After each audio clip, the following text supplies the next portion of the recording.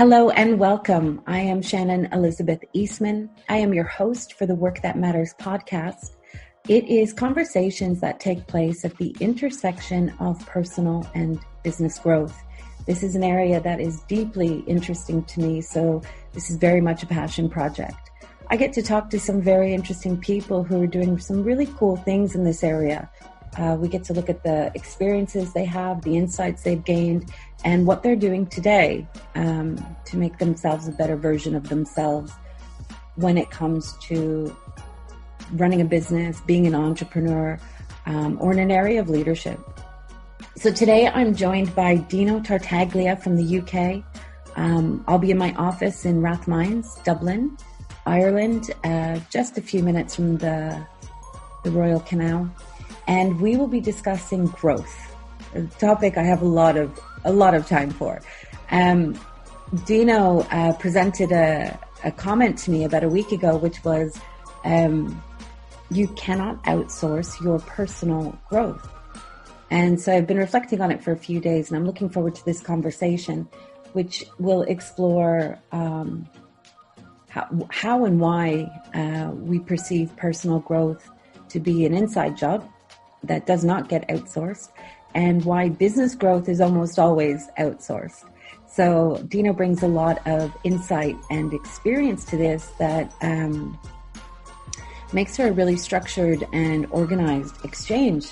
Dino is an engineer.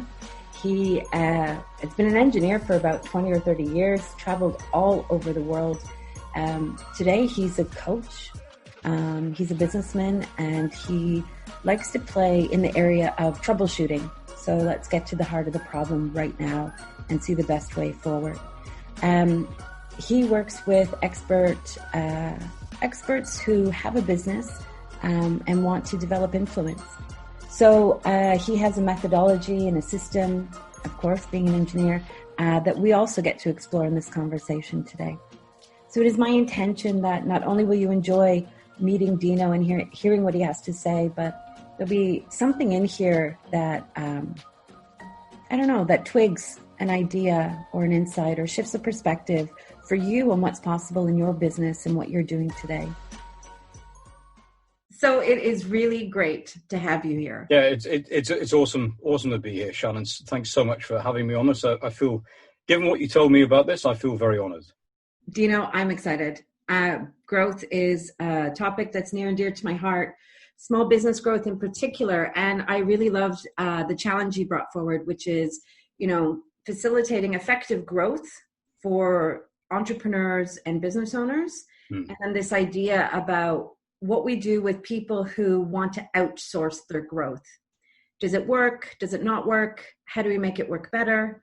So I think we start with that one. I want to explore it. What does it mean to you? What's your experience with it? Outsourcing your growth. Can it be done? Great question. Well, obviously, given the quote that you picked up on from me, which is that you can't outsource your own growth, you're gonna get where I'm going to come from with this almost immediately. Let me give you the backdrop to this, which probably will certainly for the listeners, it'll help to make a lot more sense, because we're not talking about business growth per se, like, for example, lobbing something at an agency and saying, help me double my turnover or bring in some salespeople. We're talking about personal growth as the engine of business growth. So you as an individual, as an entrepreneur, as a business owner, as a coach, consultant, service provider, whatever you are, whether you're a practitioner business or you've got a team behind you, it's this illusion, I would say, that you can somehow abrogate or delegate or outsource your personal growth. And you need the challenges in order to grow. We grow through challenge. So for me, if we take business growth in terms of the mechanics of business growth to one side and just talk about growing yourself as an entrepreneur, developing the acumen, developing the character, more importantly, I'll come to that in a sec, that helps you, develop that kind of mental toughness, resilience, tenacity, composure, taking personal responsibility, all those kind of great pillars of mental toughness, all those things that drive us through all of the lumps and bumps in our journey. Then it gets a lot easier to understand, I guess, the quote, which is that you can't outsource that kind of growth. Nobody else can do that for you. But equally, we don't plow through our journey and find our path, if you will, without having those challenges. It's part and parcel of it. Yeah. So I would say that we have to embrace all of that. And that brings me nicely back to the subject of character. We have this saying at Success Engineers, which is that business is character-led, or it should be. And therefore, we have a model called character-led business. And when I talk about character, I'm not really talking about how most people would use the term, which is forthright and upright and displaying a bit of integrity. That's all very valid. But I'm talking about what I call traits, not states. Character comes before your mental game, or what a lot of people will refer to as mindset. And whilst it's a very simplistic model, if we take how our character is formed, and then what happens in our moment-to-moment decision-making and our subsequent behaviors, which is our mental game or mindset, character comes first. So your beliefs and values, which form your identity, pretty much. And again, this is very simplistic. It's not entirely like this, but probably the easiest way for me to explain it. This is our model. We call it the identity ladder. Beliefs and values, identity, which is how you see the world, how you see yourself fitting into the world, all of that. How you relate. So things like your financial thermostat flows from there. The upper limit problems that you'll get, as Gay Hendricks called it in The Big Leap, for example, where you hit those ceilings about self-worth and value and pricing, all comes from there. And then the outward expression of that identity is your character. How much tenacity have you got? How much courage have you got? How much integrity? You might, for example, value honesty really highly, but you don't have a lot of it. Now, the wrong thing to do is to beat yourself up about that and just to ask the question, well, how can I improve? Yeah. How do I rate myself in terms of, let's say, integrity, in terms of how, my level of integrity? You might be employed in a corporate and you might find that you're just kowtowing to the boss because you know that there's going to be a problem if you actually step up and say, well, actually, you know what, that's wrong. Yeah, I think we've just got to look at without stepping too much into politics, look at the UK government right now in the cabinet.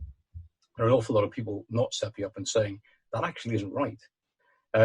This happens in corporate all the time, and indeed it happens with clients, in our own businesses, etc. So let's say that we have for example, our own personal metric, which is from an integrity point of view. Let's take integrity as a value. We prize integrity highly, but we don't think we've got as much integrity as we would like, and we aspire to. So let's say on a scale of 0, which is kind of sociopathic, pretty much, all the way up to saintly, which is a 10. I would always ask somebody, well, where do you see yourself? It's your empirical scale. It's nothing to do with me. And you might say, well, I'm a 6. Awesome, great. So go out and test that. Go and put yourself in a situation where you challenge that characteristic, which is what Olympians do. It's what professional athletes do, which is actually where a lot of our thinking comes from. Yeah. How does that tie back to character-led business? Right. So good question. So these are characteristics or traits that you need in order to meet the challenges that the business presents, and the world generally will present. An example of two challenges that I'm going to face in my business. Oh, okay, right. So the first might be that. The first might be that you're struggling to sure Yes. And you have no idea what's going on, none at all. Is that true though? That you could be struggling and we're talking about business owners, right? Yeah. As a business owner, if I'm struggling to sell, so I'm just going to play with this for a moment because I think it would fall into 3 different parts. One is I'm not admitting that my product is crap and nobody wants it and I need to take it away and go and do something with it. Number 2 is I'm not knocking on enough doors for whatever reason, fear of rejection, don't like doing it, much prefer to work in the business than on the business. Yep. And then the third reason that I'd be really bad at sales is, because I've outsourced that growth to a marketing firm who knows sweet FA about marketing my business. Yeah. So we can wrap all of that up back to character. What are we not doing? We don't have what I call radical transparency and brutal honesty, which is kind of the starting point. Lay everything out and say, okay, what's really going on here? So start by looking. My dad said to me, the best tool you'll ever have, son, is a mirror. Start there. Always look at yourself first. That is great wisdom.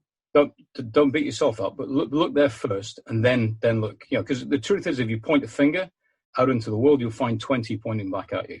That was the whole. I mean, that goes back to the thing you said about 10 minutes ago, which is, outsourcing personal growth, not what's the word when you recommend, not recommended.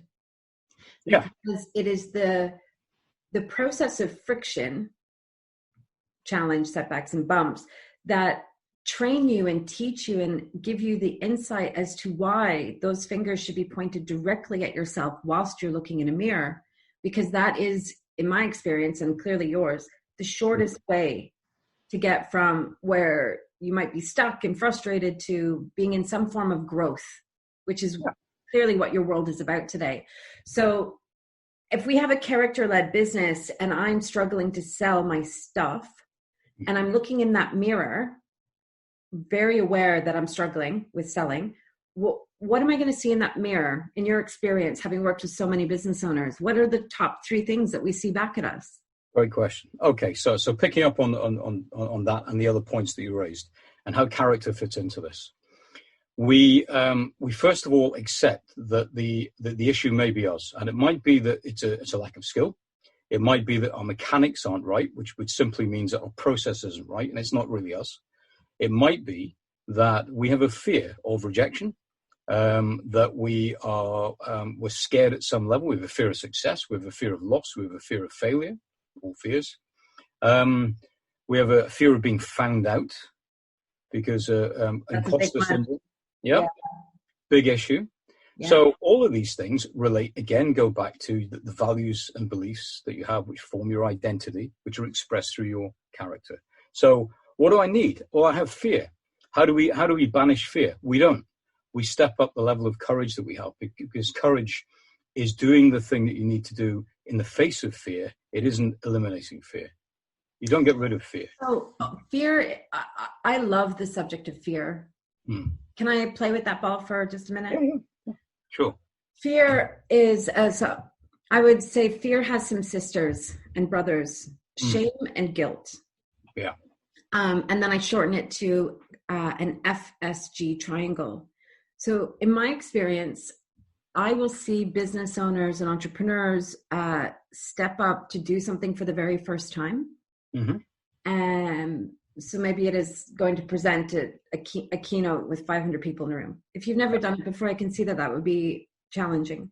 Yeah. And so in the moment that person has said, yep, I'm going to do that on the 9th of July, I'm committed, and they're doing their keynote themselves, this action, meaningful action, triggers fear and the siblings, shame and guilt. But the fear shows up the moment you get into meaningful action. I'm sure it shows up in other areas, but I'm just talking in a business context. Yeah. The moment you get into meaningful action, fear shows itself. And one of the things that I've been exploring for the last few years is our relationship with fear. Because this thing has just shown up, and right now I can, of course, find courage and rise above it and pursue it, and that is encouraged. And I'm also wondering if there's something else that can be done, which is sitting with that fear, understanding where it's rooted in, because as you say yourself, what's going on the outside is definitely rooted in the inside. And if we can sit with that fear long enough, there's this little thread that shows up, almost like the bottom of it, and it goes down, down, down into some part of our unconscious. And if we follow that thread closely enough, and we're brave enough to do that, we end up with this root. The fear is this root, which we typically will find is when you were 8 years old and you're in the school play and you fell off the stage, and then all the bullies came and knocked you about because you made the school look bad. Something similar to that. And I don't mean to mock it, because it's a very real thing. Yeah. But as we identify the root of that fear, there's something quite powerful in sitting with the bullies, sitting with that version of yourself that had that experience, and bringing it into a more balanced state, so that's no longer running your life and controlling you, but it gets neutralized so that you get to grow into a bigger and better version of yourself as you set out on your way. And I think my final takeaway here is fear is an invitation for you to clean up more of your blind spots so that you can become more whole, more present, more complete in your work. So courage to rise above it, and also courage to go into it and understand it. Love fear. I love it. I practice it on myself. I like to have a mentor when I'm doing it, because sometimes, pain, you want to kind of eke away from it, but going into it, so liberating, so liberating. Okay, so we're looking in the mirror. We see fear. We're rising above it. The courage to pursue that. I almost feel like that's a webinar in itself, because you're dealing with physiology, your lizard brain, past performance, behavior. There's so much involved in that. How do you just rise above it and find the courage, which of course we should do? Well, yeah, we should. But there are a couple of things. Well, first of all, there's a baby step. Fear and gratitude can't coexist in the same space. So being grateful. Ooh, that's so good. What? Yes. That's a really powerful connection. Yes. Yeah. So just be grateful for something, and the fear dissipates because it can't live in the same space. That's really. It's a nice baby step on the way. Yeah. Also, I don't know about you, Shannon, but most of the guys and girls that we coach don't realize how good they are. So they don't. We have this expression: evidence builds confidence. If you don't look at what you've done, and you don't, literally spend time, if you like, to smell the roses, as it were, then you don't appreciate what you've built and the skills that you do have. I would add something. Sorry? I want to add something to that, if I may. Yeah. I recently, actually Thursday will be his 4-week anniversary. A dear friend of mine passed away, very close friend of mine, a business colleague and associate, Joe Guthrie, a lovely Irishman from Galway. And what I've been very present to in the last 4 weeks is people are not aware of how good they are. And the evidence is a really important part of, validating and reinforcing that message, and not saying good things behind people's back is something that has been really present, particularly with Joe's passing, because I love and adore that man. And I've told everyone else about him, but I've never said it to Joe. And so I've been practicing for the last 4 weeks when I'm engaging with individuals, is at some point in the conversation, I'll just stop and be like, here's what I think you're great at. Here's what I really appreciate about you. Here's what I love about you. If I were talking about you to someone else, here's what I'd say so that I can say it to your face. I even started signing off emails by saying to people, don't say anything beautiful about someone behind their back. Tell them to their face. Too many of us think that we're not as good at our job or our role, when we're actually bloody good. And just hearing that would also add to the validation and the evidence that people can collect and move on their way. And I don't mean to use a hyperbolic example, but Joe passed with zero notice. He was in between conference calls, and he was in his office chair, and he had a heart attack that took him in minutes. So it was a shock to us. But we don't know when we're not going to see you again. No. So, evidence and taking a moment to sit with it and being grateful for it. I love that. And it's so powerful as a complementary opposite to fear. And also making a point of telling people how great they are to their face, not behind their back. Go ahead. I don't know if you've read Neil Donald Walsh's Conversations with God. Conversations with God. Bless his heart. Yeah, so the opposite of fear is love. So, learning to love yourself, love what you do, love how you do what you do, appreciate all that good stuff that's the opposite of all the fear-generated stuff. Yeah. Gratitude, appreciation, self-worth, it all lives at that end of the spectrum. So it's moving up the spectrum and living there for a bit and reflecting. One of the things that I discovered in recently, let's say the last 3 to 6 months, why gratitude is so powerful in shifting fear. I know you call it a baby step, but it's like a baby step by Godzilla, because it's a really powerful step. Nice. And I didn't fully, I knew it, but I didn't get it until a friend of mine, Dr. Kim Jobst, who works in the area of disease and sickness in the body. He says, perception and meaning. So what we perceive and the meaning we attach to our perception, now I'm going to use gratitude as the example, simultaneously impacts 50 trillion cells in your body and tells them how to dance and act and behave. Right. So in the context of gratitude, when you take a moment, and I have a very deliberate gratitude practice, so I take more than a few moments, but in that space of gratitude, the perception that I have of all the beautiful things in my life and the meaning that I attach to it is through my central nervous system, directing the 50 trillion cells. Think about that. The nucleus, the DNA, the genetic, the subatomic level, it blows my mind, is directing 50 trillion cells, telling them how to act and behave. And then if you were to just take gratitude out and just swap that example for fear, that's directing 50 trillion cells and telling it. And that's why we kind of spin out and things get exaggerated and we go, I definitely can't do it. And I need to move to India and work in an orphanage because I'm not good enough at my job. But when you direct 50 trillion cells, they say, okay, got it. I'm going to go and act like I'm in fear. Thanks very much. Or the opposite of gratitude. Perception, what did he say? Perception and meaning go hand in hand to simultaneously impact the direction of 50 trillion cells in your body, each moment that you're focused on something. That's why I call it a Godzilla baby step. Right. Big deal. Yeah, it's when you look at it like that, it's huge. Absolutely. Isn't that, your chemicals, your physiology, the neurotransmitters moving along the myelin sheath in your brain, all directed by where your focus is in that moment. Yeah. That's Godzilla like baby steps. Yeah, but in the context of building courage, relatively speaking, it is. You're right, it's a huge step, but it's a small step in the context of building courage, which in itself is a Godzilla, sort of action. An ever-changing, morphing Godzilla, you're right, yeah. Yeah, very, very much.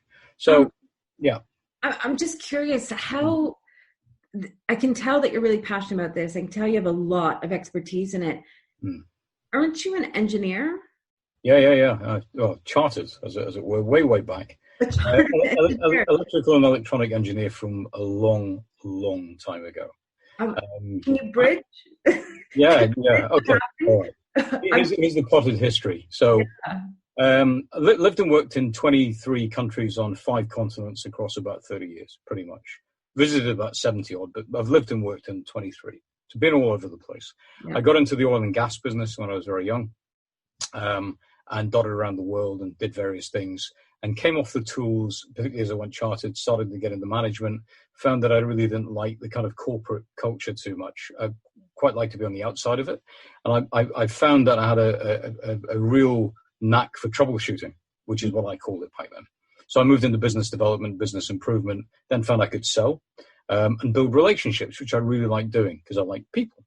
Just go figure. So I got into business development and gradually found my kind of rhythm, if you like, in blending business development and business improvement, which is really just troubleshooting, finding issues, and finding very quickly that the problem was rarely the process, it was the people.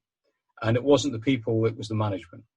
And then ultimately it was a leadership problem. And kind of it all flowed downhill. And it was cultural and culture eats strategy for breakfast. All those things proved to be true. So I got into that. So I worked with a lot of globals. I was very blessed to do my Lean Six Sigma, what was then just Six Sigma black belt with GE, and then latterly did some work with Motorola. So it was that kind of level of business. Wow. And then started finding myself helping friends out who were setting up businesses. So one in Singapore was an old mate of mine from uni, who set up a home computer repair place, would you believe, back in the days of the old Commodore 64 and the old Spectrum. So we set that up in Sim Lim Square when it first opened up in Singapore, and I helped them get that off the ground, and I just loved it. And it was like walking around a factory again, because if you've ever been in engineering and in production in particular, or in manufacturing, it kind of, the oil and the grease is in your blood, as it were. You get a buzz from it. This was the same thing. So I found that I really enjoyed helping business owners get their businesses off the ground or straighten out their businesses and use all that troubleshooting capability and that ability to see what the problem was and get to the heart of something quickly. And I didn't have a lot of patience back then, as the truth, a young guy. So I very much like the idea of coming in and saying, well, that's a load of crap. That's where your problem is.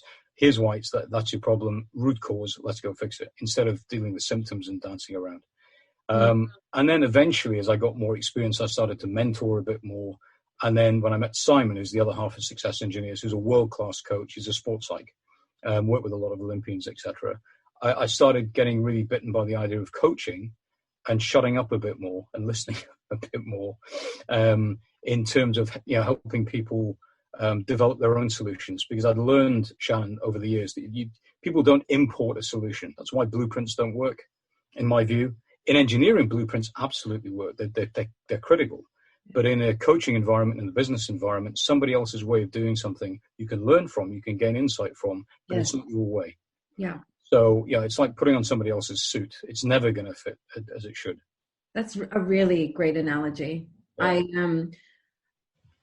I've been reflecting on that a lot, actually, because a couple of weeks ago I was saying, no, we need to let people find their own solution. And then I got to experience a couple of people who I would say are at a knowledge level of 0 in a business development world, and letting them figure out their own solution is mean because there's no foundation with which they can stand on. And so I was sitting between this place of having a blueprint that they can look at to inspire their own version, or having this blueprint for them to use for the first 1 or 2 goes until they get the hang of it so that they can then inspire their own version.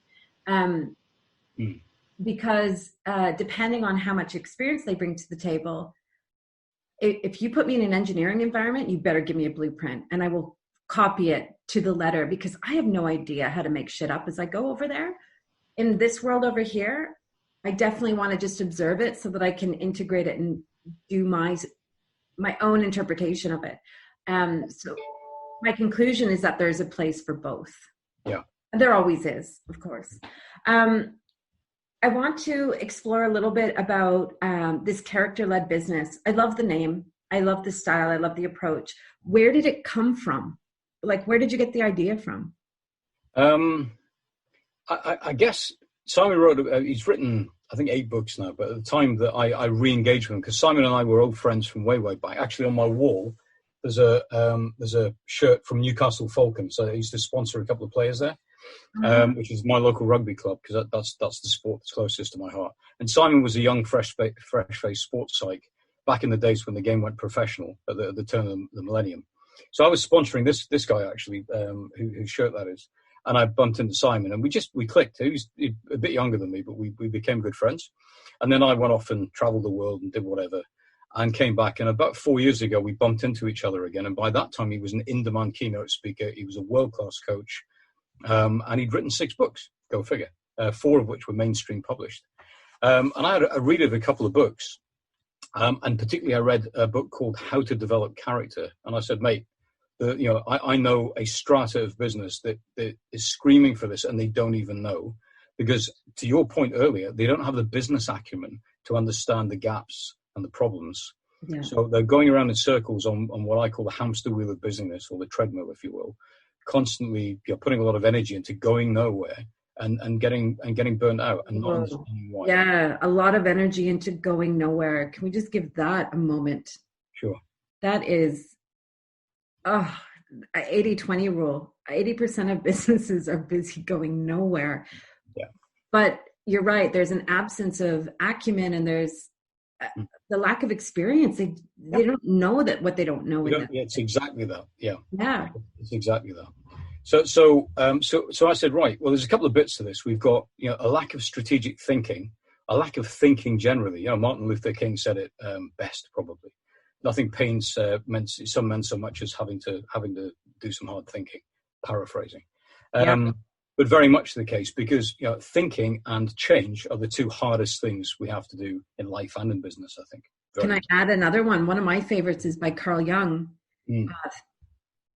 thinking is really hard. That's why most people just start judging. Yeah. That's a great expression. Yeah. And it's true. They don't want to. Oh, my God, we see it all. You go on Twitter at any time of the day or night. No. It's a great way to get instant brain damage. That it really is. So yeah, very, very, very much. We had a conversation. I read the book, which is a lot of those sorts of books that Simon writes are very they're a 2-hour read. And then we had a conversation about a book which he wrote called Two Lengths of the Pool, which is his experience with Chris Cook, who's a local cracking human being, who was a double Olympian 100-meter breaststroke swimmer, double Commonwealth gold, and the experience of getting it wrong for a number of years and then suddenly getting a revelation and getting it right. So the book very, very much is in the vein of Will It Make the Boat Go Faster? And it's about getting a job description laid down in the simplest possible terms so you clarify and simplify what you're there to do. Not your vision, not your mission statement, what the job is. Yeah. Once you've got that, then you put some metrics in place, which we call the 5 keys, which is something that Chris and Simon developed together, and that forms a process, which is really the mechanics of the things that you need to put in place and then measure to actually see if you're making progress in terms of your job description. And your job description has to be a complete statement of success. So those 2 books, How to Develop Character and Two Lengths of the Pool, basically just had me. I read them in about 3.5 hours. And just said, we've got to do something together, which is how we came up with Success Engineers. I love it, and I love the name. Take me back to you can't outsource your personal growth. Right. So you can't outsource your own growth. So if we let me probably just complete the identity ladder, and it is, for you, certainly you know this. For the listener, for your listeners, it's deliberately simplistic, like all models should be. So we at least get a basis of the understanding of how it works. Yeah. There are complexities to this, but to keep it simple, imagine that it is a ladder, which is why it's called this. So the identity ladder starts with your beliefs and values. And we go back to the point that you made earlier on about somebody having a fear of something or an issue with pricing, and that relating to, or the keynote speaking that you mentioned and falling off a stage at 8 years of age, et cetera, et cetera. So something has formed a belief, or created a belief way, way back, probably generally in childhood, and you have a set of values, things that really matter to you. So they're there wherever they are at the base of this. That forms your identity, which is how you see yourself, how you relate to the world around you, how you think the world relates to you. Yeah.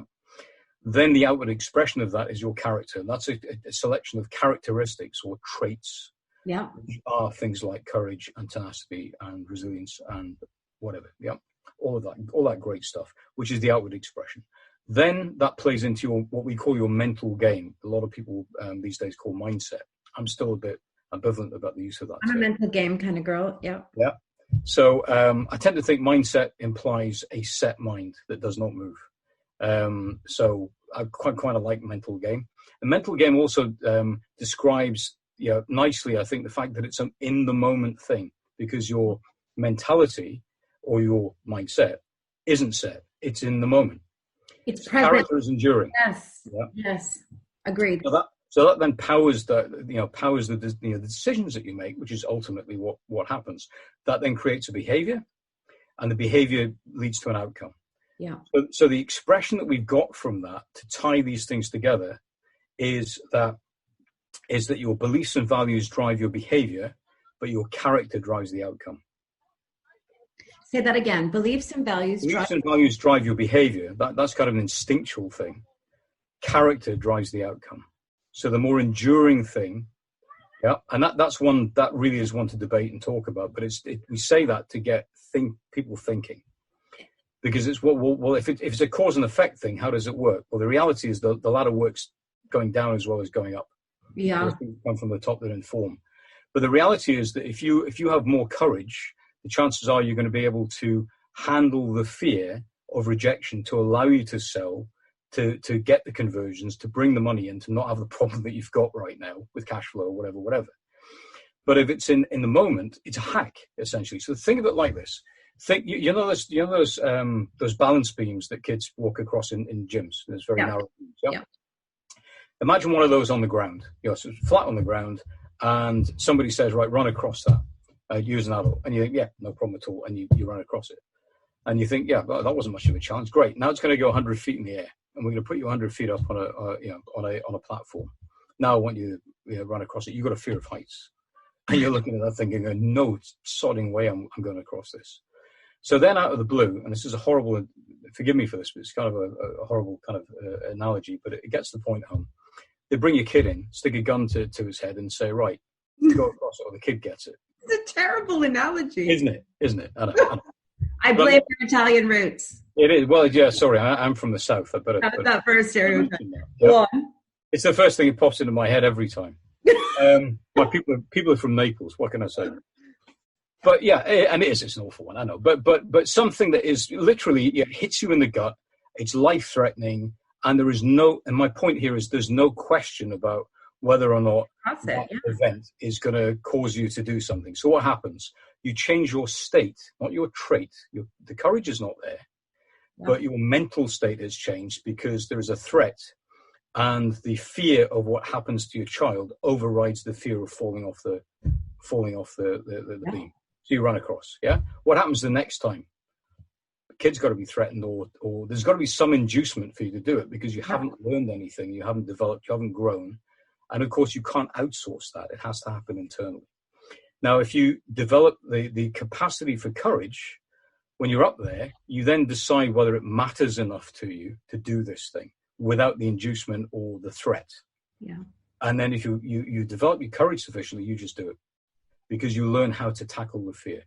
That's enduring. That's not temporary. That's the difference. Summarize the latter for me again and start from the whole thing. Okay. So beliefs and values. Then identity.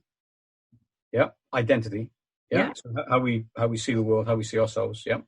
Then character, the outward expression of identity. Love it. Yeah. Then mental game or mindset. Yeah. Which is the moment-to-moment decision-making and thinking. Yeah. In the moment. It's a transient thing. Then the behaviors and then the outcomes.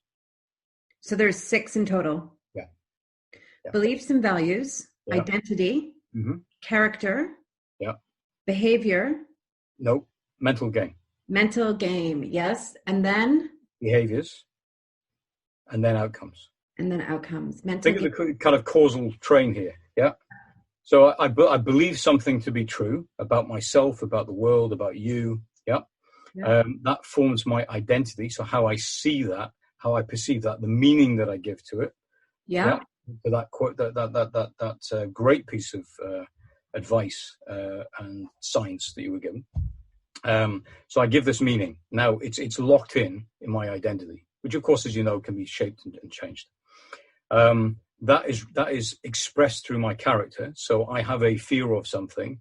So my courage is diminished because the fear is greater than the amount of courage that I've got, essentially. Yeah. I'm overwrought with fear of rejection. So I don't sell. I don't do the things that my coach tells me to do. My sales coach tells me to do, even though I'm paying a lot of money for that, because I have this fear and we haven't got past this yet. For example, this fear of rejection or whatever it is, fear of being judged. So that expresses through character. It then essentially goes straight to my mental game and my moment-to-moment decision-making. Yeah. So I decide in the moment to step back instead of stepping forward when I have the opportunity to start a conversation that might lead to a sale, for example. Because I'm thinking my imposter syndrome kicks in, that I'll get found out, they'll realize I don't really understand what I'm doing. This is too big a gig for me. They want, they're prepared to pay me 30 grand and I think I'm only worth 5 grand because it's a self-worth issue. All that stuff happens. This is all identity suddenly hitting here. So we step back. So that's the behavior. So we step away from the meeting. We don't proceed. We don't seize the opportunity to sell. Yeah. So the outcome is we don't sell. We've got a cash flow problem. We spin around and around and around. And there are a million different scenarios you could paint with that, cause and effect. So the bottom line is you cannot outsource your personal growth if growth is your heart's desire. Well, but I think if you're in business, it should be. And I see there are areas of people, areas of character development I see sadly missing, lacking in businesses that are perceived to be successful. But when you go into it in any depth, Shannon, you find that these people are not fulfilled. And the objective here is to have a fulfilling and rewarding life. And business is a vehicle to deliver that for me. Yeah. So you decide what you want for yourself, for your people, for your family, for your team, all of that. And then you look at how the business can deliver that in a joyful way, in a way that resonates with everybody. You can't do that without developing your character, in our view. The Work That Matters podcast, it's brought to you by ShannonEastman.com.